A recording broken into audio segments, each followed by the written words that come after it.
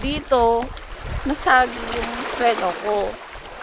Tapos, nalaglag siya doon. Kaya, hindi ko na siya, hindi ko na nakuha yung kapirasong ano. Dadahan lang kasi pwede tayong malaglag. Nalaglag tayo. Oo, basa tayo, of course. Kahapon talaga. Ang lalim nito. Ibig sabihin, ganito pala to kapag.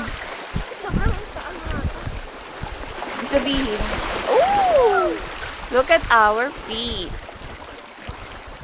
Amoy poop. Amoy poop ah. Char. Joke lang.